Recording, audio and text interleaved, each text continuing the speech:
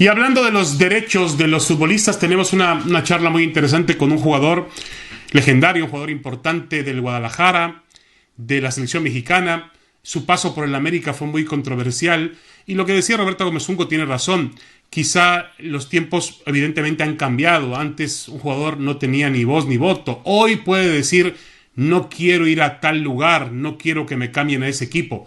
Ramón Ramírez habla en Fútbol Picante desde casa sobre aquel famoso cambio de las Chivas al América que él no quería y que le obligaron a dar.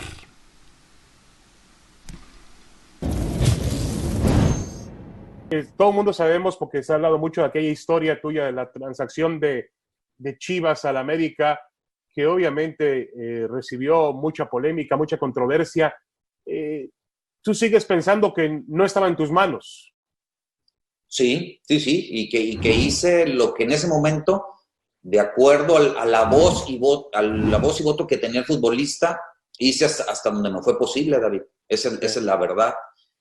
No quise que es decir, mi opinión y lo que yo pensaba, se diera a conocer antes de los medios de comunicación que con el directivo. Entonces creo que lo que yo hablé, lo que yo establecí y lo que yo argumenté, ahí queda, porque se lo dije perfectamente a cada uno de los directivos de que se buscara hasta lo imposible por evitar esa transferencia, esa transacción. Creo que no le iba a convenir ni a Chivas ni a la América, y por supuesto a mí tampoco. Pero bueno, pues había tal vez algunos intereses o algunos adeudos. Desconozco exactamente cuál fue la decisión final para que Ramón Ramírez haya pasado. Sí, hoy escuchaba una declaración de Ivan Rakitic, el jugador del Barcelona, donde decía: yo decidiré mi futuro, no soy un saco de patatas.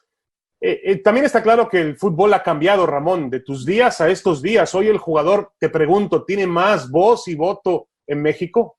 Yo pienso que sí tiene más voz y voto, pero que no se han atrevido a utilizarla más. Como tal vez nosotros también en nuestro momento, sin tenerla, pudimos haber hecho algo más, sobre todo como gremio, no opiniones aisladas. Y no se trata ni de pelearse ni de confrontarse con el directivo, simplemente derechos y obligaciones.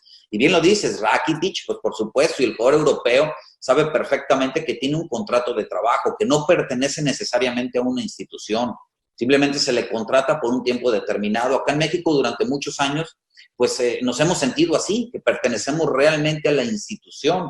Y eso nos ha costado liberarnos.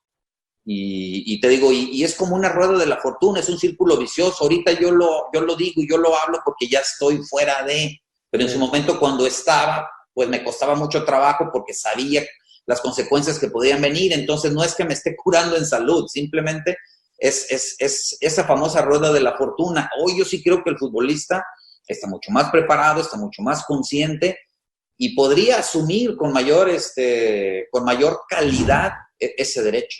Claro. ¿Hacia dónde va el futbolista mexicano en esta política de la Liga MX? Mientras los clubes apuesten por el jugador joven mexicano, mientras hay un equilibrio entre jugadores no nacidos en México y los jugadores mexicanos, pues entonces podríamos encontrar ese desarrollo que queremos. De lo contrario, lo que va a suceder es que muchos de estos jugadores o se van a perder en el camino o muchos van a jugar una temporada, una o dos temporadas, no se van a identificar tanto con su club cuando la intención de ellos será inmediatamente irse a Europa, es decir, exportar jugadores para poder el día de mañana aspirar a tener una buena selección nacional, porque si te confías únicamente en el jugador que milita en nuestra liga, cuando te encuentras a equipos que solamente tienen 3 jugadores mexicanos en el terreno de juego, pues eso ya complica a la hora de armar una selección nacional. Entonces, pues va a tener que ser así. La asociación de futbolistas o el futbolista mexicano puede hacer algo por pedir más oportunidad para el jugador mexicano. Pues tendría que sentarse a negociar, pero para hacer muchas cosas en bien del fútbol mexicano. Yo creo que mientras se vaya de la mano el directivo y el jugador y se entienda que ambos forman una parte muy importante en el espectáculo de este bonito deporte, pues creo que se pueden conseguir muchas cosas. Mientras se vea el futbolista en competencia con el directivo y quién tiene más poder y quién produce más, pues te digo, difícilmente van a aflorar las ideas y te digo, y muchas veces los perjudicados pues pueden ser tanto la selección mexicana y no tanto la liga, porque la liga puede tener mucho espectáculo, pero sí, sí no con la cantidad de jugadores mexicanos que después tendrían alguna posibilidad de llegar a selección nacional. Sí, lo que está claro es que generalmente no se toma en cuenta el futbolista en México para que opine sobre algunas cuestiones que tendrían que preguntarle, ¿no? Temas de desarrollo deportivo, de crecimiento en la cancha, sistema de competencia, tantas cosas que no van en lo administrativo, Ramón, que van más en lo futbolístico. Exacto, y te digo, y lo vemos en la mayoría de los deportes acá, David. Yo creo que el deportista que se prepara y que busca desarrollarse dentro del terreno de juego o en otra área que tiene que ver con el desarrollo del futbolista, es muy diferente al desarrollo administrativo y no se contraponen uno con el otro. Entonces yo creo que perfectamente podría haber una negociación. Ya las otras cosas que tienen que ver con situaciones para mejorar la liga, yo tampoco creo que esté por demás escuchar al futbolista. Digo, ya al final de cuentas, pues se tendrá que decidir más cargada al lado directivo, pero escuchen un punto de vista del jugador, de lo que sucede, si torneos cortos, torneos largos, si liguilla o cómo se juega la liguilla, el número de porcentaje para el descenso, o sea, tantas cosas que creo que el jugador mexicano tiene la capacidad de aportar, David.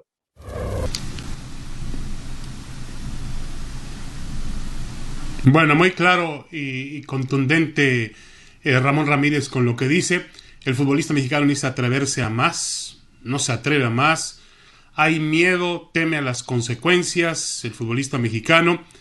Y bueno, dice que a él también le tocó pasar por el mismo papel. Creo que mencionaba Roberto, ¿no? Que en su momento, cuando son protagonistas, cuando están realmente en la parte más importante de su carrera, no dan el paso, no se atreven a dar el paso. Todos los futbolistas mexicanos. Roberto, ¿qué opinas sobre lo de Ramón Ramírez? Yo creo que sigue existiendo temor a las consecuencias que pueda haber sobre un futbolista en caso de que decida levantar la voz o juntarse para exigir sus derechos. Sí, menos que antes, ¿no? Porque, insisto, los mecanismos ya son diferentes, ya no es tan fácil pisotear los intereses del futbolista, está más protegido, los contratos tuvieron que alargarse y en función del contrato tienes esos derechos sobre el jugador. Yo siempre he pensado que el futbolista más capacitado para defenderse fuera de la cancha también lo será para defenderse adentro. O sea, tú no puedes pedir a grandes jugadores que sean muy dóciles afuera, ¿no? Esos verdaderos líderes, los que así se manifiestan fuera del campo, normalmente también son capaces de exponer en la cancha esas condiciones de liderazgo. El dirigente que entiende eso creo que puede mejorar la relación con el futbolista. Hay buenos dirigentes en ese sentido que entienden de la importancia de tener verdaderos líderes dentro de la cancha que inevitablemente pelearán con más fuerza por sus intereses fuera de ella. Casi 2 décadas después, Hugo, yo te preguntaría, por ejemplo, un jugador como Ramón Ramírez, hoy en día, ¿podría haber o estaría en sus manos vetar, en este caso, una transacción de Chivas al América si él no está de acuerdo? ¿Hoy el futbolista mexicano lo puede hacer? Pues él lo dijo ya, que a él se sintió con miedo a las represalias y por eso tuvo que acceder, pero en la actualidad, pues ya los estatutos y la relación que hay en cuanto a los contratos se refiere, ya la FIFA impuso que cuando un jugador tiene contrato y vence, se puede contratar con cualquier equipo que quiera. Pero sí, hablando de estatutos y derechos y obligaciones de los jugadores, indudablemente que son muchos temas que tardaríamos no sé cuántos programas, David y compañeros, en estar debatiendo estas situaciones en las cuales falta que en México se ejerza, ¿no? Así que yo sugiero, como hace rato dije, que debería haber una referencia en la Asociación de Futbolistas de España, de Italia, de Alemania, de Argentina, de Brasil, que por ahí creo que hay una información que nos van a poner más adelante, de las selecciones campeonas del mundo. Entonces esas son bases que debemos de tomar. Y yo siempre he estado reiterando de que por qué no aprendemos de las ligas que son mejores que nosotros y cómo está arreglado, cómo está arreglada la Asociación de Futbolistas Españoles con la liga, cómo está, porque hay unos arreglos, hay unos acuerdos. Entonces, ¿qué acuerdos tiene con la liga? ¿Qué acuerdos tiene con la federación? ¿Qué acuerdos tienen? Y en esas transacciones, la federación recibe ingresos de la selección y luego la Asociación de Futbolistas negocia con la federación cuáles son las primas y cuáles son los beneficios económicos que la federación le va a dar a la Asociación de Futbolistas Españoles en este caso. Y luego la AFE, en este caso la Asociación de Futbolistas Españoles, es tomado en cuenta en la liga. Y cuando va a haber una competición, los toman en cuenta y están ahí en la mesa de negociaciones. En cambio en México ni los pelan, o sea, los hacen a un lado, toman decisiones unilaterales y eso significa que el peso de la Asociación de Futbolistas Mexicanos no tiene peso. Sí, de acuerdo contigo en esa situación y yo creo también, José Luis, que hay una palabra en común, un denominador en común que yo observo aquí y que es el miedo.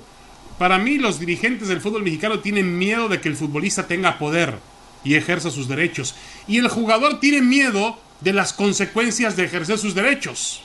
¿Lo ves así tú, José Luis, que durante muchos años o durante un buen tiempo estuviste inmiscuido directamente en el trato y en la contratación con el futbolista mexicano? Mira, David, no sé si miedo, pero reiterando, creo que son puntos de encuentro los que se deben de tener. Reitero, el jugador debería tener una agenda y qué necesita, qué quiere, porque si tú te fijas, la mayoría de los clubes hoy tratan de darle un trato bueno al jugador en términos de instalaciones. Hay muchas cosas que no estoy tan de acuerdo con Roberto. Creo que no se busca pisotear. Hay muchos grupos que buscan que el jugador esté muy bien. Hay muchas iniciativas de fuerzas básicas. Creo que todo se rompe cuando hay un interés contrapuesto. Y es muy complicado, tanto que el directivo tiene que buscar un interés como el jugador el suyo. Pero bueno, reitero, hoy creo que el jugador, si se involucrara más, si asumiera esa responsabilidad, yo creo que tendría el lugar que pelean. Pero insisto, creo que no se unen, no hay agenda, y creo que el jugador, mientras menos famoso es, más carencia tiene, y cuando ya es famoso, por no perder lo que tiene, ya no quiere tener participación. Entonces está roto. Si no tiene jerarquía, no lo llaman, y si la tiene, le da miedo perder. Ahora, José Luis, pero sí, la palabra miedo debe estar ahí. Sí aceptas que hay una responsabilidad por parte del futbolista y también hay una responsabilidad por parte del fútbol mexicano o de los dirigentes del fútbol mexicano que no permiten que el futbolista dé ese paso.